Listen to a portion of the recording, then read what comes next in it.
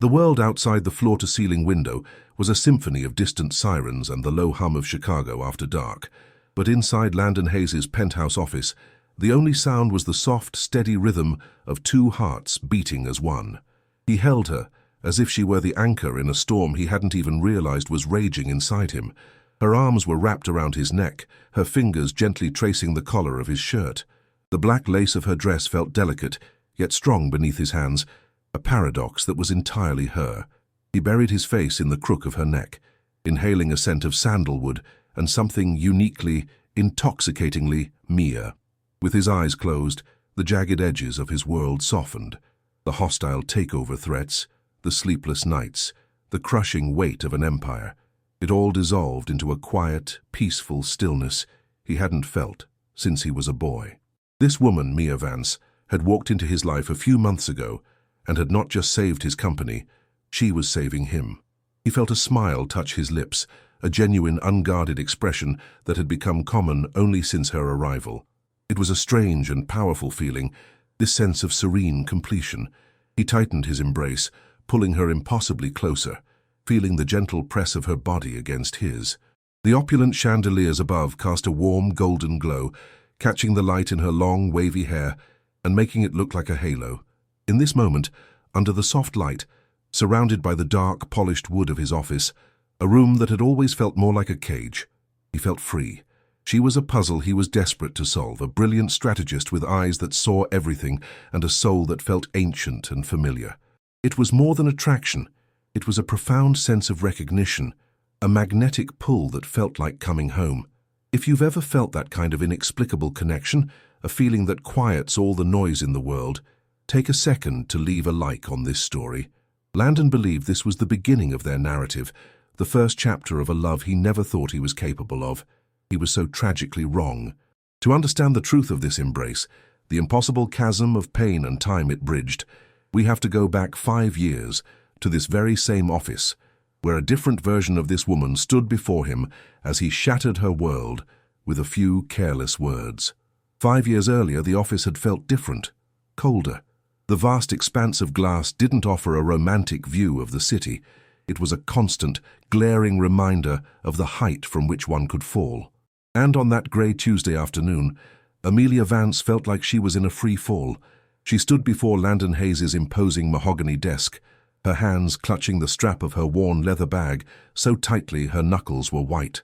She was 24 years old, a junior analyst with a mind that moved like lightning. Trapped in a body she felt was a constant apology. She was overweight, her professional but ill-fitting blazer doing little to hide the curves she was so deeply ashamed of. Her hair was pulled back in a severe ponytail, and she wore no makeup, convinced it would only draw more attention to a face she found plain. She was, in a word, invisible, and she had worked tirelessly to remain that way, even while harboring the most visible, most painfully bright crush on the man who was about to fire her. She knew him, or at least she knew the boy he used to be. Lanny, the boy with the sun-bleached hair and scraped knees, who had spent 2 perfect summers with her by a lake in Michigan. The boy who taught her how to skip stones and catch fireflies in a jar, who promised he would write to her every single week when his family moved away. They had been 12 years old on the cusp of everything, sharing secrets under a canopy of stars. He never wrote, not even once. His family's modest success had exploded into a dynastic fortune, and they had vanished from her small-town world. Years later, when she'd landed an entry-level job at his now famous company, Hayes Innovations, she'd felt a foolish flutter of destiny. Of course, he didn't recognize her. The shy, chubby girl named Amy had grown into a shy, overweight woman named Amelia, but she saw him. She saw the ghost of the boy she knew in the sharp lines of his jaw, in the rare moments his guard dropped, and a flicker of warmth appeared in his cool grey eyes. That secret knowledge fueled her. She poured her heart and soul into her work, producing market analyses and strategic projections that were years beyond her pay grade. She would leave them on his desk late at night, anonymous reports of startling brilliance, hoping he would see the mind behind them, that he would see her. But he never did.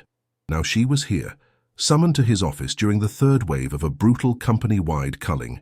The air in the building had been thick with fear for weeks. People spoke in whispers, avoiding eye contact, their desks slowly being cleared out one by one. Amelia had clung to a desperate hope that her work, her performance, would save her. She had just received the highest possible marks on her annual review, a fact she clutched like a talisman. Landon Hayes didn't look at her. He sat behind his desk, a king on his throne, his gaze fixed on the cityscape over her shoulder. He looked tired, but in the way a sharpened blade looks tired after cutting through steel, still lethally effective. He finally cleared his throat, the sound echoing in the cavernous silence of the room. "Amelia," he began, his voice flat, devoid of any emotion. He didn't use her last name. He didn't need to. He had the power. He held a single sheet of paper, but it wasn't her glowing performance review. It was a list. Her name was on it. "As you know, we're going through a period of significant restructuring. We're aiming for a more agile, more dynamic future." He paused, tapping the pen on his desk. The sound was like a hammer striking an anvil, each tap chipping away at her composure. "To that end, we need a team that projects a certain polished image." The words hung in the air, unspoken but deafeningly clear. "And you don't." He wasn't talking about her work. He wasn't talking about her intellect or her dedication. He was talking about her body, about her face, about the fact that she didn't look like the sleek, sharp-suited women who strode through the halls with effortless confidence. She wasn't an asset. She was a liability to his brand. The humiliation was a physical force, a hot wave that washed over her, making her skin prickle and her stomach clench into a tight, painful knot. She felt the blood drain from her face. She wanted to scream, to defend herself, to show him the review in her bag, to shout that her mind was more valuable than any polished image. But her voice was trapped in her throat, strangled by years of insecurity and the devastating finality of his judgment. He hadn't just fired her. He had confirmed her deepest, most terrifying fear, that she was worthless. "Your severance package will be processed by HR," he continued, his tone already moving on, dismissing her as a concluded piece of business. "We appreciate your contributions." The lie was so blatant, so insulting, it was almost comical. He had no idea what her contributions were. He had never once looked her in the eye. He was still staring out the window, as if the shape of the clouds was more interesting than the human life he was casually dismantling. The ghost of Lanny, the kind boy who had held her hand in the dark, vanished completely, replaced by this cold, ruthless stranger. The last ember of her childhood dream, the one she had foolishly fanned for years, was extinguished. A strange, chilling calm began to settle over her shock. It was the calm that comes after the worst has already happened. There was nothing left to lose. She finally found her voice, though it was a mere whisper. "I understand." 2 words. That was all she could manage. She wouldn't give him the satisfaction of her tears, not here. She turned, her movements stiff and robotic, and walked toward the door. Each step was a monumental effort, her shoes feeling as if they were filled with lead. At the door, she risked one last glance back. He had finally looked away from the window, but not at her. His attention was already on his computer screen, his brow furrowed as he scanned an email. She was already forgotten. She had ceased to exist for him the moment he'd finished his sentence. As she pulled the heavy door shut behind her, the soft click of the latch sounded like a gunshot, signaling the death of Amelia Vance, the timid girl who believed in fireflies and destiny. In the sterile, fluorescent-lit hallway, she finally let out a shuddering breath. The tears came then, hot and silent, tracing paths down her cheeks. But mixed with the immense pain was something else, something new and hard and sharp. It was rage, a cold, clarifying rage that burned away the last of her childish hopes. He had judged her. He had dismissed her. He had made the biggest mistake of his professional life. And as she rode the elevator down to the ground floor, watching the numbers descend, she made a promise to the weeping girl in the mirrored walls. One day, Landon Hayes would see her. He would not just see her. He would need her. And she would be the one to decide his fate. The fall was over. Now the climb would begin. The walk from Landon Hayes' office to the elevator was a blur. The hallway seemed to stretch into an infinite tunnel of beige walls and muted corporate art. Each person she passed, colleagues who had once offered a polite, if distant, smile, now averted their eyes, their faces a mixture of pity and relief that it wasn't them. She was a ghost, already erased from the building's memory. Outside, the Chicago wind whipped around the corners of the skyscrapers, a physical manifestation of the city's relentless, unforgiving energy. It cut through her thin coat, but she barely felt the cold. A different kind of chill had settled deep in her bones, a cold born in the sterile silence of that penthouse office. She hailed a cab, her voice a croak, and gave the driver the address to her tiny studio apartment in Lincoln Park, a place that had always felt like a temporary shelter, but now felt like a prison cell. Inside, she dropped her bag on the floor, the thud echoing in the small space. The apartment was neat, organized, and utterly devoid of personality, a reflection of the woman who had tried so hard to take up as little space as possible. For a long moment she just stood there, staring at the worn floral pattern of her second-hand armchair. Then, the carefully constructed dam of her composure finally broke. A sob tore from her throat, a raw, guttural sound of pure agony. She sank to her knees, the rough texture of the cheap rug scraping against her skin as she wept. She cried for the little girl who believed in promises made under summer stars. She cried for the young woman who had poured her brilliant mind onto pages no one had bothered to read. And she cried for the fool who had believed, even for a second, that her worth could ever be measured by anything other than the number on a scale or the symmetry of her face. The severance check arrived a week later via courier. It was generous, disgustingly so. It wasn't a gesture of goodwill. It was hush money. It was the price of her silence, the cost of making the unpolished part of the company disappear without a fuss. She held the check in her trembling hands, the crisp paper feeling like an artifact from another life. Staring at Landon Hayes' arrogant, perfect signature at the bottom, her tears finally stopped. The fire of her rage, which had been smoldering beneath the surface of her grief, roared to life. This check wasn't an ending. It was fuel. That night, she sat at her small kitchen table and opened her laptop. She didn't look at job postings in Chicago. The thought of staying in the same city as him, of potentially seeing him on the street, or reading about his continued success, was suffocating. She needed a new world, a place where no one knew Amelia Vance or the shame she carried. Her fingers flew across the keyboard, searching for graduate programs, for a place that valued intellect above all else. Stanford. The name seemed to glow on the screen. It was a long shot, an audacious, impossible dream, but impossibility was now her native tongue. She cashed the severance check the next morning and used every penny to pay for application fees, standardized tests, and a one-way plane ticket to California. She sold her furniture, packed 2 suitcases with her books and clothes, and left the keys to the apartment on the counter. As the plane took off from O'Hare, banking over the vast expanse of Lake Michigan, she didn't look back. She was severing not just a job, but a timeline. The girl who had been fired was left behind in the gray Chicago skyline. A new woman was heading west, toward the sun. California was an assault on the senses. The air was different, smelling of eucalyptus and salt instead of exhaust fumes and rain-soaked concrete. The light was brighter, a relentless golden wash that seemed to burn away shadows. For the first few months it felt alien and hostile. At Stanford, she was surrounded by the best and the brightest, intimidatingly confident people who spoke of changing the world as casually as they ordered coffee. The old Amelia, the invisible girl, wanted to shrink, to retreat into the safety of the library stacks, but the promise she had made to herself was a constant, burning ember in her chest. She forced herself to speak up in seminars, her voice shaky at first, then gaining strength as she realized that here, her ideas were currency. Her professors saw her mind, not her body.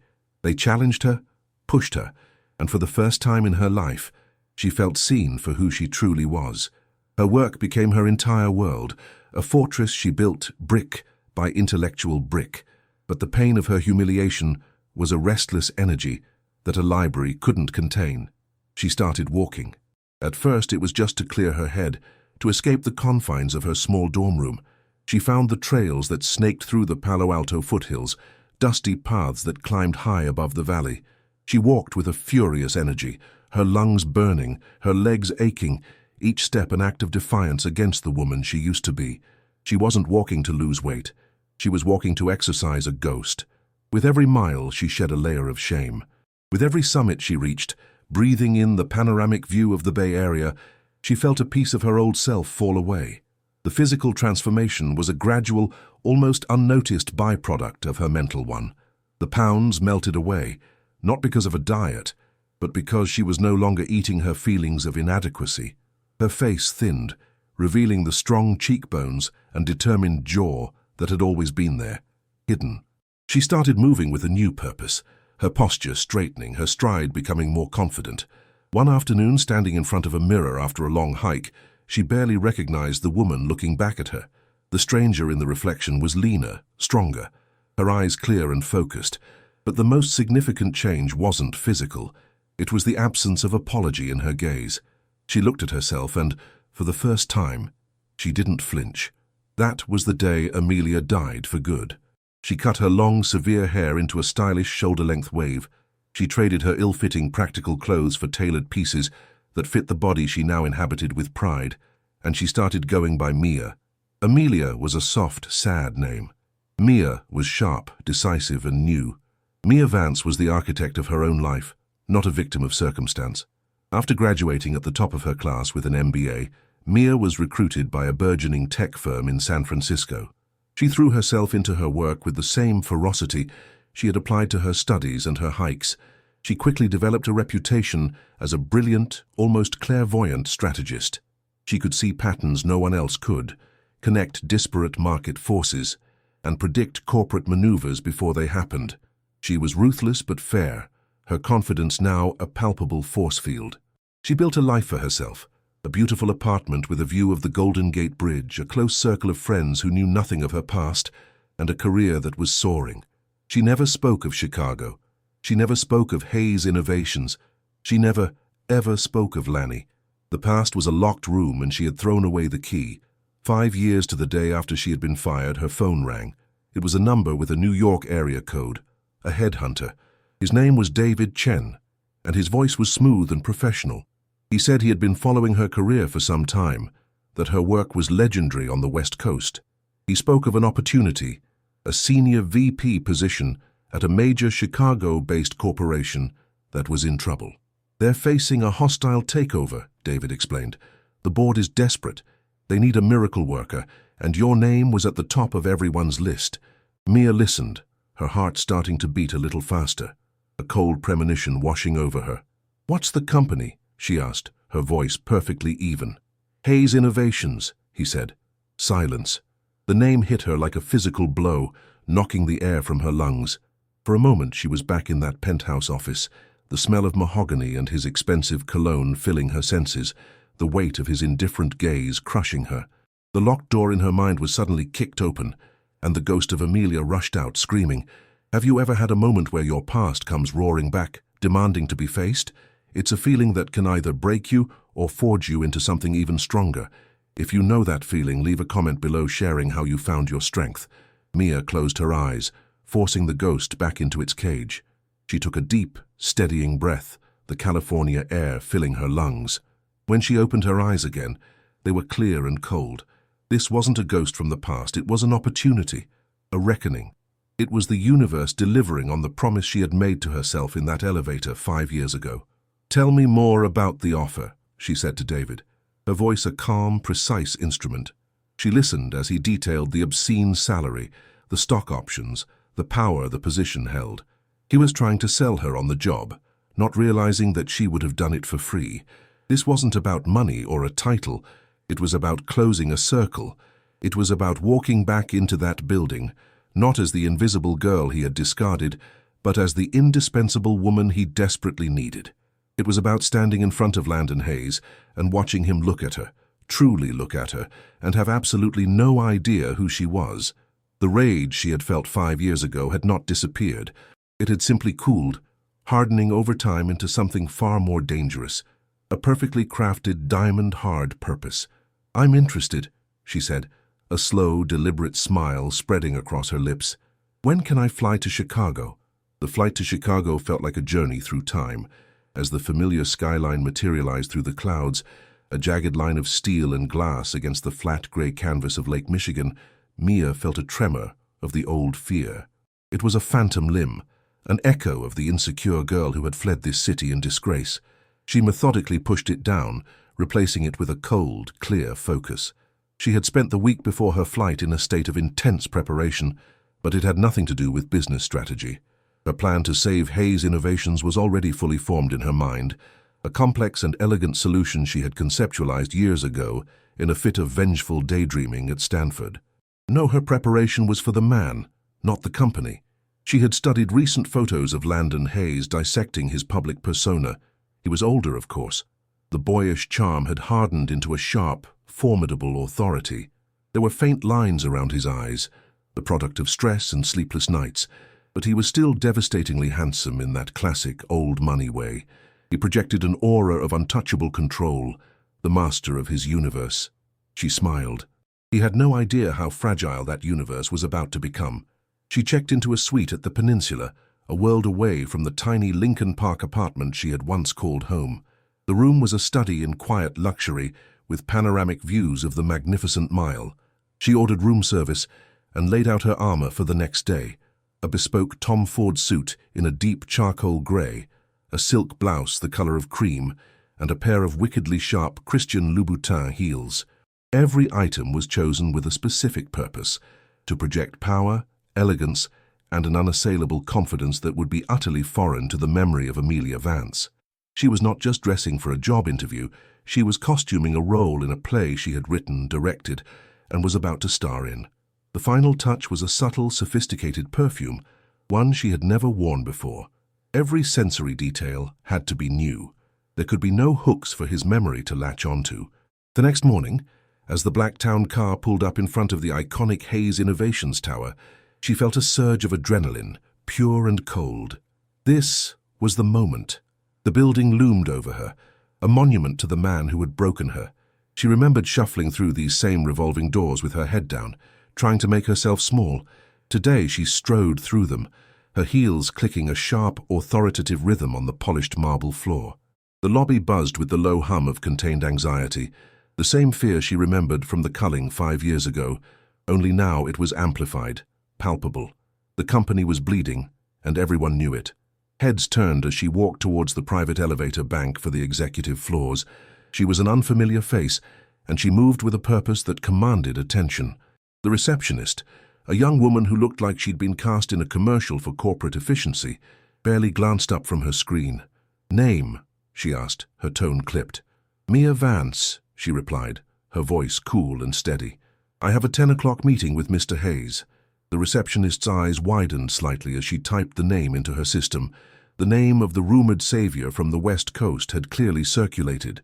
"Of course, Ms. Vance. Right this way." The elevator ride to the penthouse floor was silent and swift. It was the same elevator she had ridden down in tears. Now she watched the numbers climb, her reflection in the polished brass doors showing a woman she was finally proud to be. The doors opened directly into a reception area that was larger than her first apartment. A man in a perfectly tailored suit, Landon's executive assistant, greeted her with a warm, professional smile. "Ms. Vance, welcome. Mr. Hayes is ready for you." He led her to a set of massive oak doors and opened one for her. "Mia Vance," he announced. And then she was in the room. It was exactly as she remembered it, a cavern of glass and mahogany, a shrine to power and success. And behind the massive desk, Landon Hayes stood up to greet her. He was taller than she remembered, his presence filling the room.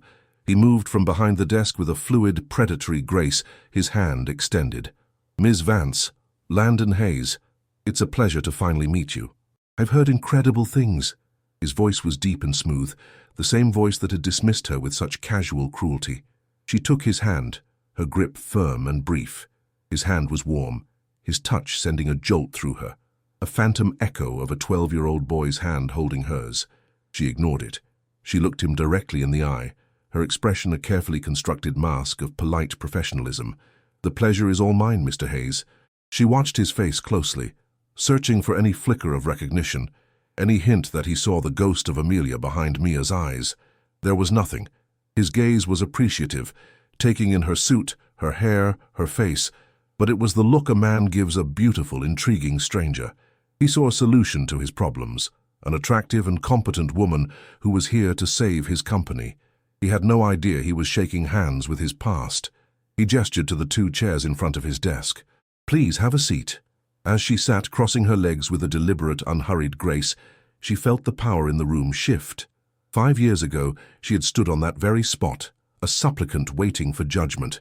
Now she was the one in control, He was the one who needed something from her. He began the meeting by outlining the company's precarious position, the details of the looming hostile takeover by a ruthless competitor, a man named Marcus Thorne. Landon spoke with a forced calm, but Mia could see the tension in the set of his jaw, the faint sheen of sweat on his brow. The man who prided himself on seeing every angle had been outmaneuvered, and his frustration was a raw, living thing in the room. She let him talk, listening intently, her gaze never leaving his face. She wanted him to feel the full weight of her attention, to understand that she was absorbing every word, every nuance. When he finally finished, he leaned back in his chair, a silent question in his eyes. "Can you fix this?" Mia didn't answer immediately. She opened the leather portfolio she had brought with her and slid a single, concise document across the vast expanse of his desk. It was a 10-page summary of her strategic plan. "This," she said, her voice cutting through the tension, "is how you save your company." He picked it up, his eyes scanning the first page. She watched as his expression shifted from skepticism to surprise, then to outright astonishment. Her plan was audacious, a multi-pronged counter-offensive that involved targeted acquisitions, a radical restructuring of their R&D department, and a public relations campaign designed to paint the predator, Marcus Thorne, as an obsolete corporate raider. It was brilliant, and they both knew it. It wasn't just a defensive strategy, it was an attack. "This is incredibly aggressive," he murmured, his eyes still glued to the page. "It's the only way," she replied. "Mr. Thorne is a shark who smells blood in the water. You can't show weakness, you have to become a bigger shark." He looked up from the document, his eyes locking with hers. For the first time, she saw something beyond the stressed CEO. She saw a spark of admiration, of genuine intellectual excitement. "Who are you, Mia Vance?" he asked, a small, incredulous smile playing on his lips. She allowed herself a small, enigmatic smile in return. "I'm the woman who's going to save your legacy, Mr. Hayes." For the next 2 hours, they dissected her plan. He challenged her on every point, pushing and prodding, but she had an answer for everything. Her knowledge of the market, of their competitor, of the internal weaknesses of Hayes Innovations itself was encyclopedic. He was impressed, then captivated. The conversation shifted from purely professional to something more personal. He wanted to know where she had come from, where she had studied, how she had developed her uncanny strategic sense. She gave him the curated version of her life: Stanford, the tech firm in San Francisco, a narrative of meteoric success with all the painful details carefully excised. There were no scars in the story, she told him. He found himself leaning forward, drawn in not just by her intellect, but by her presence. She had a stillness about her, a calm confidence that was the complete antithesis of the frantic energy that had consumed his life for the past year. He, a man who rarely noticed anything beyond a balance sheet, found himself utterly disarmed. "I feel like I know you," he said at one point, his brow furrowed in concentration. "Your name, Vance. It's familiar." Mia's heart gave a single hard thump against her ribs, but her expression remained serene. This was the first test. "It's a common name," she replied smoothly, her voice betraying nothing. He nodded, letting it go, but the seed of familiarity had been planted. He was looking for a connection, trying to place her in the constellation of his life, completely unaware that she had once been a fixed star in his childhood sky. The meeting concluded with him offering her the job on the spot, foregoing the final round of interviews with the board. "I'm not letting you leave this building without a signed contract," he said, half joking but entirely serious. He needed her. Over the next few weeks, Mia became an indispensable force at Hayes Innovations. She worked with a relentless, surgical precision, implementing her strategy and winning over a skeptical board with her quiet competence and irrefutable results. Landon found himself inventing reasons to be near her. He would call her into his office to discuss a minor point in the strategy, a conversation that would inevitably drift into other topics. He asked her about her life in California, her favorite books, her opinion on art. He was fascinated by her, by the way her mind worked, by the quiet strength that radiated from her. He was falling, and he was falling hard. One evening, they were working late, the only two people left on the executive floor. They were poring over financial projections, the city lights twinkling below them. "You know," he said, his voice softer than she had ever heard it, "you remind me of someone, a friend I had when I was a kid." Mia's hand stilled on the document she was holding. She kept her eyes down, feigning focus on the numbers. "Oh?" she said, her voice a carefully neutral invitation for him to continue. "Yeah. Her name was Amy. We spent a couple of summers together in Michigan. Smartest girl I ever knew. Funny. We lost touch, and my family moved, things changed." He sighed, a sound filled with a genuine, long-dormant regret. "I was a stupid kid. I never wrote. I always wonder what happened to her." Mia finally looked up, her Mona Lisa smile firmly in place. "People lose touch," she said simply. "It happens." But as she looked at him, seeing the flicker of sincere nostalgia in his eyes, a tiny, unwelcome crack appeared in the icy wall around her heart. She was seeing a glimpse of Lanny, the boy she had loved, hidden inside the man she had sworn to ruin. It was a dangerous, complicating emotion, one she couldn't afford to feel. She quickly steered the conversation back to quarterly projections, rebuilding the wall brick by painful brick. She was the architect of his company's salvation, and, she now realized with a chilling certainty, of his infatuation. She would let him fall, step by calculated step. Because the higher he climbed in his adoration for Mia, the more devastating his fall would be when he finally learned the truth about Amelia. The battle for Hayes Innovations was fought not in boardrooms, but in the silent digital trenches of the stock market and the court of public opinion. Mia's strategy was a masterclass in corporate warfare. She orchestrated a series of small strategic acquisitions that seemed insignificant on their own, but collectively created a defensive bulwark around the company's most vulnerable assets. Simultaneously, she launched a brilliantly targeted media campaign. She didn't attack Marcus Thorne directly.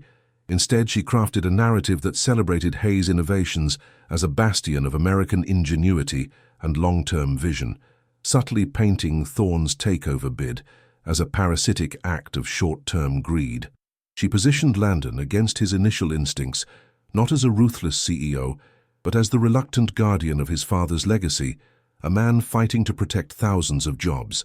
It was a narrative that resonated with the press, and more importantly, with the institutional investors who held the company's fate in their hands. Landon watched her work with a sense of awe that quickly deepened into something far more profound. He had never met anyone like her. She moved through the chaos of the crisis with an almost supernatural calm, her mind always 3 steps ahead of their adversary. The long nights they spent in the office became the focal point of his existence. Their strategy sessions, fueled by takeout containers of expensive sushi and black coffee, bled into conversations that were intimate and revealing. He found himself telling her things he'd never told anyone, about the immense pressure of living up to his father's reputation, about the profound loneliness that came with being at the top, about the gnawing feeling that he had built an empire of things but had no one to share it with.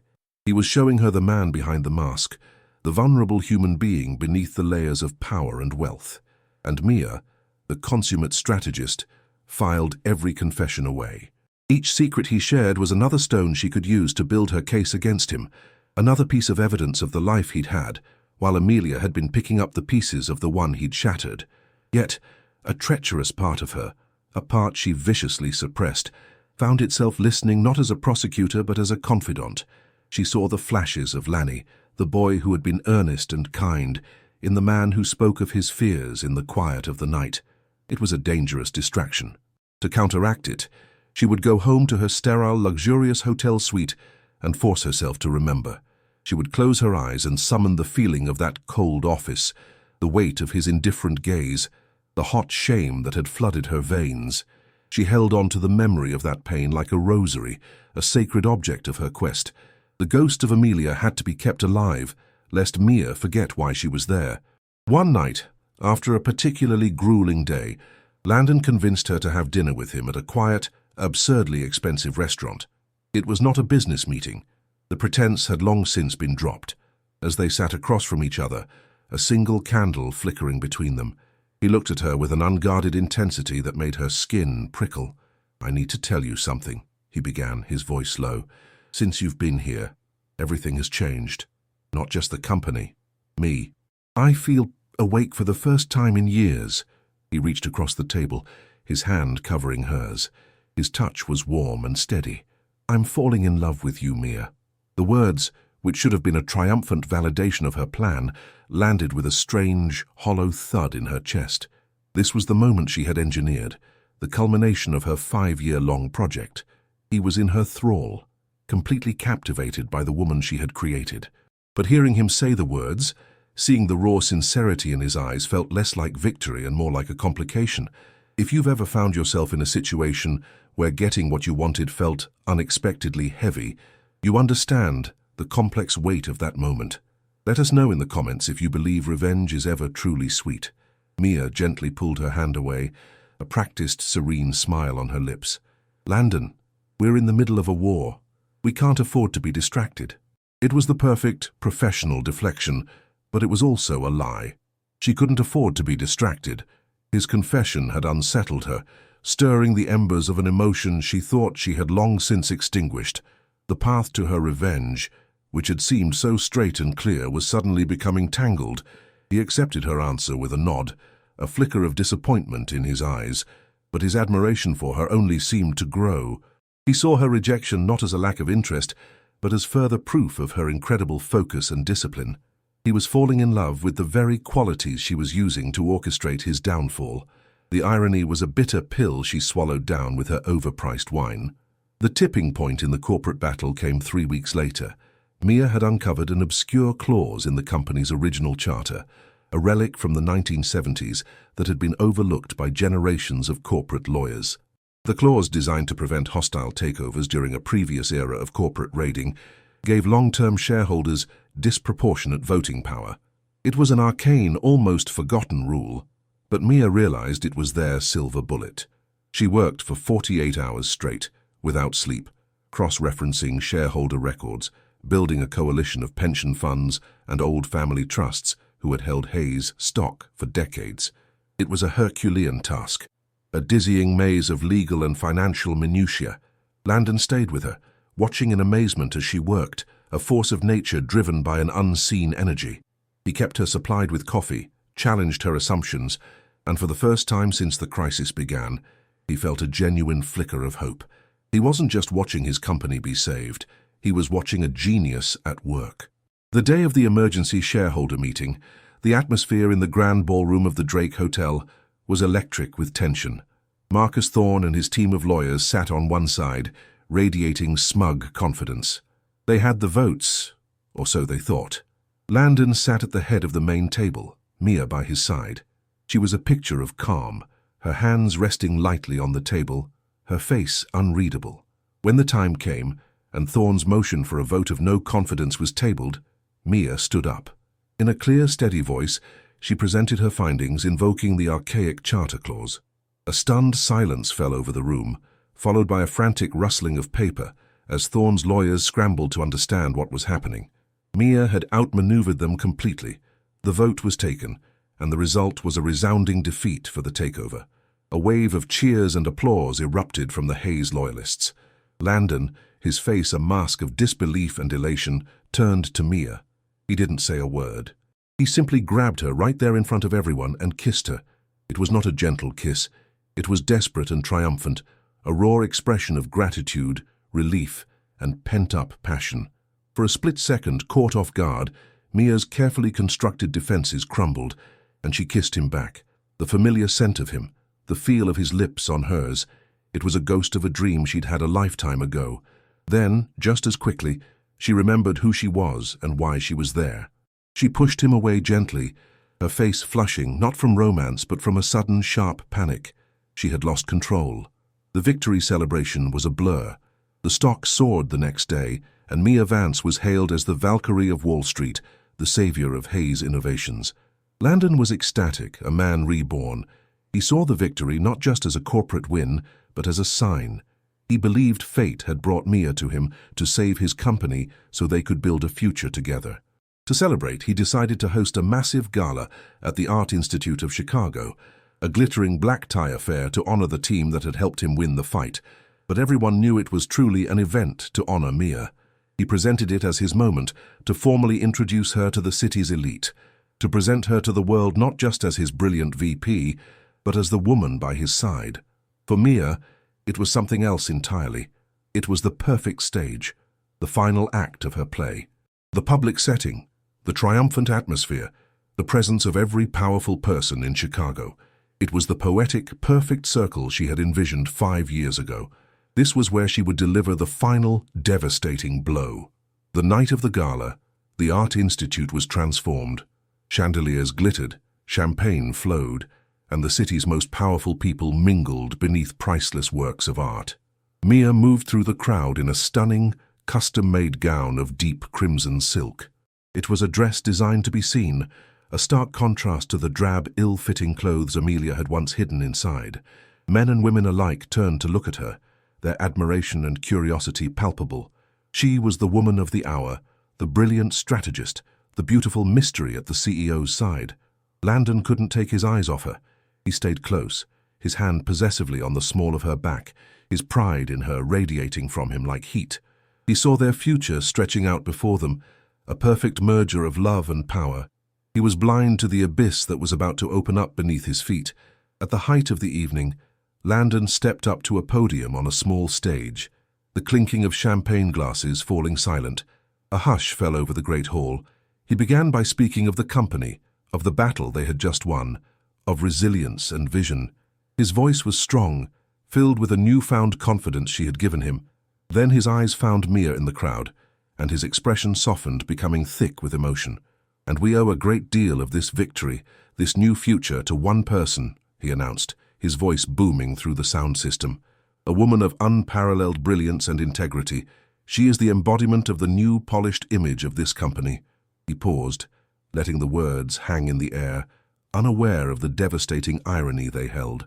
"Ladies and gentlemen, please join me in honoring our Senior Vice President, Mia Vance." He beckoned her to the stage, his face beaming with love and pride. The applause was thunderous. This was it. The moment she had waited for, dreamed of, bled for. As she walked toward the stage, each step was deliberate, a slow-motion march toward her destiny. She saw Landon's adoring face, the cheering crowd, the glittering lights. It was everything she had wanted. The stage was set for his utter and complete humiliation, a public crucifixion of his character. And as she reached him, he was a man on top of the world, about to present his queen. He had no idea he had just invited his executioner to the stage. She ascended the 3 short steps to the stage, the crimson silk of her gown whispering against the floor. The applause washed over her, a wave of sound that seemed to come from a great distance. Her focus was entirely on the man standing before her, his face alight with a joy so pure and unguarded, it was almost painful to behold. He was looking at her as if she were the single most magnificent creature he had ever seen, a goddess descended to save his mortal world.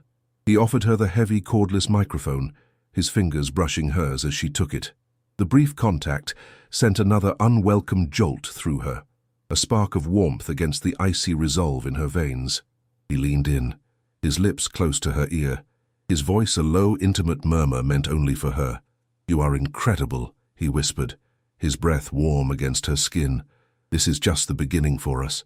She offered him a small, enigmatic smile, the one that had captivated and mystified him for months. It was the last time he would ever see it. She stepped up to the podium, the warmth of the spotlight on her face. She took a moment, letting the applause begin to fade, letting the anticipation in the room build to a fever pitch. Hundreds of faces looked up at her, Chicago's business titans, society mavens, politicians, and press. They were all witnesses. She gripped the microphone, its cool metal a grounding force in her hand. She could feel Landon's presence just behind her, a warm, solid aura of absolute pride. He believed this was their coronation.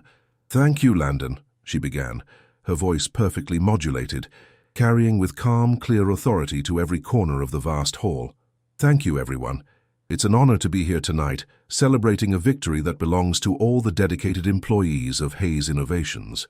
She paused, her eyes scanning the crowd before settling deliberately back on Landon. "It's interesting that you mentioned image, Landon, because image is a powerful thing. It can open doors, or it can slam them shut. It can build empires, or it can be the reason a talented, dedicated person is cast aside." A subtle shift occurred in the atmosphere. The celebratory buzz quieted, replaced by a focused, slightly confused curiosity. This was not the standard, gracious acceptance speech they were expecting. Landon's smile remained in place, but a flicker of uncertainty entered his eyes. He assumed this was part of her unique, brilliant style. 5 years ago, Mia continued, her voice dropping just enough to draw the audience in closer, forcing them to lean in and listen. I stood in your office, Landon, right here in Chicago. I was a junior analyst, and you fired me. A confused murmur rippled through the crowd. It was a dissonant, jarring note in the symphony of the evening. Landon's smile froze, cracking at the edges. His pride began to curdle into confusion. He stared at the back of her head, trying to process her words. Fired her? From where? She was a superstar from the West Coast. She'd never worked here before. It had to be a joke, a strange opening to a larger point. You told me, she went on, her gaze unwavering, in this very city, that you were restructuring for a more dynamic future. You said you needed a team that projected a certain polished image. She let the phrase hang in the air, the same words that had echoed in her mind for half a decade. She saw the exact moment the blood began to drain from his face. A dawning horror, a slow-motion catastrophe began to unfold in his eyes as a long-buried memory started to fight its way to the surface. You fired a young woman named Amelia Vance. The name fell into the silence like a stone into a deep well. The murmuring in the crowd grew louder, a mixture of shock and intrigue. Cameras, previously lowered, were now being raised. Landon took a half-step forward, his hand reaching out as if to stop her, a desperate, silent plea on his lips. But he was paralyzed. The confident CEO was gone, replaced by a man suddenly adrift in a nightmare he couldn't comprehend. Mia finally turned her body to face him fully, forcing him to meet her gaze. The spotlight illuminated them both, trapping them in a stark, intimate circle of light. You probably don't remember the name, she said, her voice softening now, not with pity but with a devastating surgical precision. She was quiet, overweight, easy to forget, I'm sure.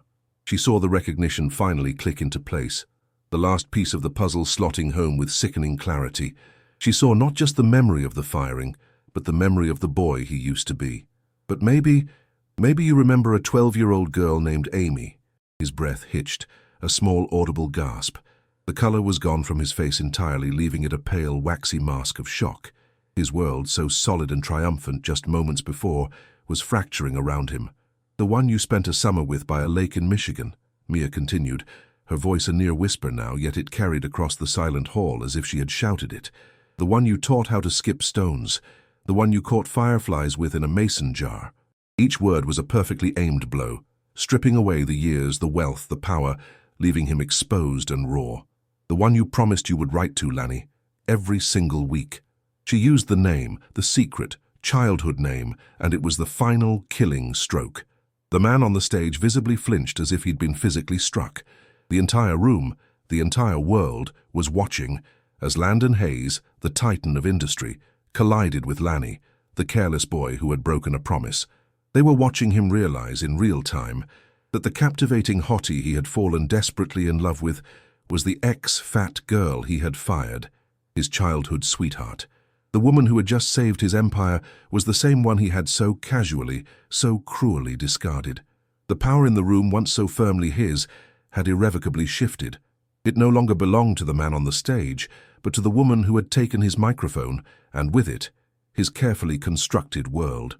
She placed the microphone gently on the podium, the small thud echoing like a gavel. The silence that followed was absolute, a thick, suffocating blanket of collective shock. She looked at him one last time, at the utter devastation in his eyes, the silent plea for it all to be untrue. She felt nothing. The triumphant fire of vengeance she had expected was absent. In its place was just a vast, cold emptiness. The ghost of Amelia was finally silent. Mia turned her back on him and walked off the stage with the same deliberate grace with which she had ascended it. The crowd parted for her as she walked, a sea of stunned faces. No one said a word. No one dared to move. She didn't look back.